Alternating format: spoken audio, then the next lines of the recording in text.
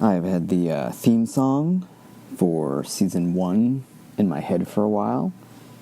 So now it's the appropriate time to watch episode 2, so I can hear it again. So this is Patriot Rewatch, episode 2, season 1, and the episode is called C-19. I totally forgot what that means, so it'll be like watching it for the first time. Oh, let me skip that new Lord of the Rings show, which I'll watch, and get right to the point, shall we? Here we go. Timens and Saperstein. How you doing? Good stuff. Yeah. I mean, those songs are really good. Like Afternoon Spray, even though it's kind of silly, it's still good. This guy, I'm forgetting his name offhand, but the partner of Lakeman and his folk duo, and his life is falling apart, and and the show kind of tricks you to where you think he dies by suicide, when he really doesn't. He comes back. Well, not comes back. He had to be dead to come back. He just he was always alive. You know, they're weaving the story together. He takes the rope, and then with the kayak. But I wasn't completely surprised that he was still alive. I guess I was relieved because I liked the character. But of course, you don't, like, watching the second time, I know who this guy is, but watching it the first time, I'm like, what is going on? Who is this person? It's so good to watch this show again. It's been a while. It's been a while since I rewatched the first episode. And it's nice to see Amsterdam, at least on TV. I spent a bunch of hours in Amsterdam when I was visiting Holland, and I had a really good time. So I'm very much looking forward to getting back there.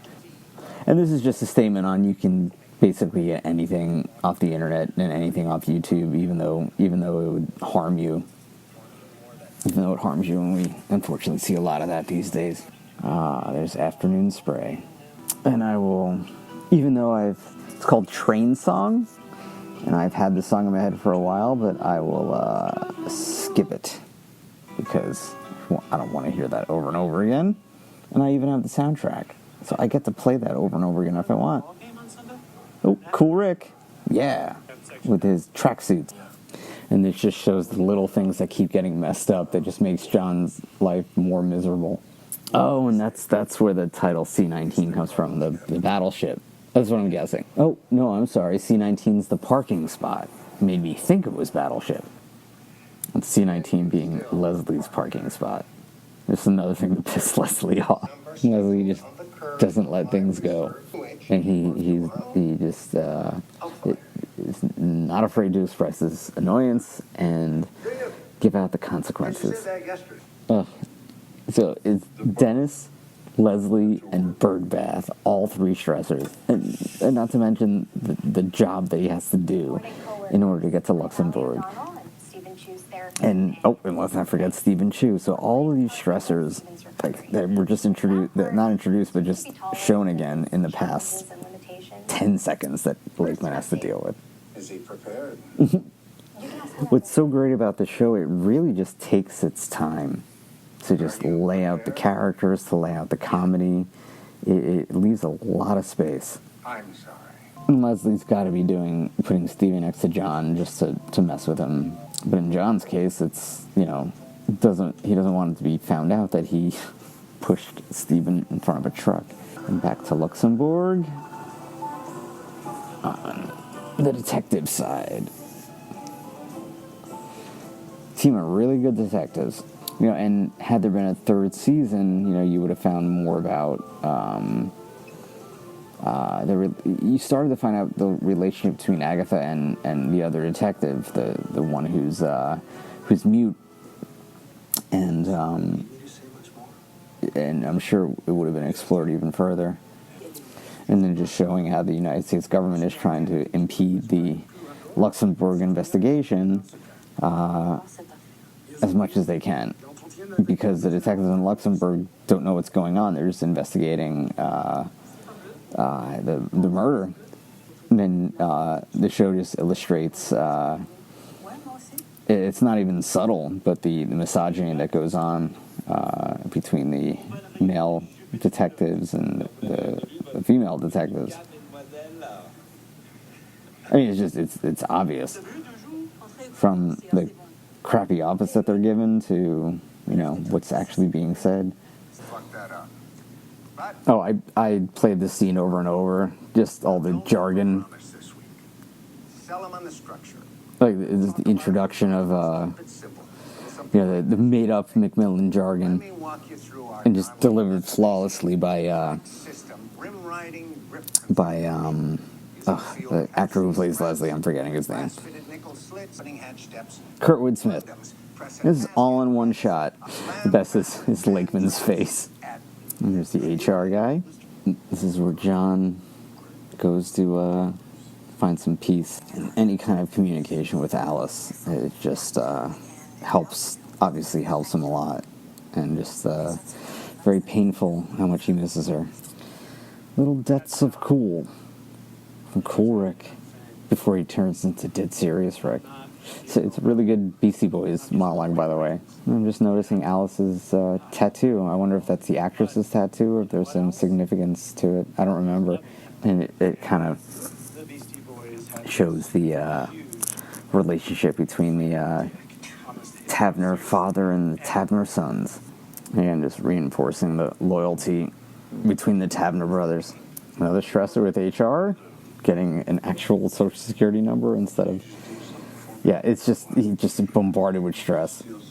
And this just, bizarre what Birdbath is making him do. And then it comes around later on, but in the meantime, it's like, what? And at the same time, he has to learn, a pretty complicated job. And then what takes place in 2017, I'm sure would have been explored even more in season 3. When I remember the show, I really didn't like Birdbath at the beginning, but then, you kind of come to like him. You can understand Birdbath's motivation. Oh. And that would destroy his hearing. What a terrible thing Lakeman did to him. And Lakeman knows it. And that's why, he made that... One of the reasons why he made that face. And this introduces Charlie, the dog. This is a really sad and terrible thing. And Lakeman carries that with him. Surprised that... I don't remember if Lakeman was identified or his pictures were put up or the cops didn't report it because they were so embarrassed. And this is another really good song from the soundtrack. I believe it's called Ducks. And this is Lakeman's coping mechanism, but also a way to harm himself. So it's both at the same time. And the song's alluding to Stevens no longer has a sense of humor due to the brain injury. And then one more thing. It just shows Lakeman's literal descent. The air mattress broke. Too many numbers in his Social Security. It's these little things that add up to a lot. Not to mention you need a comfortable bed to sleep in just to get some rest. And it's establishing the villains between Kantar Wally and the Brazilians. And just a lot of characters all at once, and it just really does a good job of establishing. This is only the second episode, and all likable characters. The guy who plays Ichabod is in the Umbrella Academy, and apparently he's British. I think. And just like that, the detective from Luxembourg is in the United States. All right, so that was episode 2 of Patriot.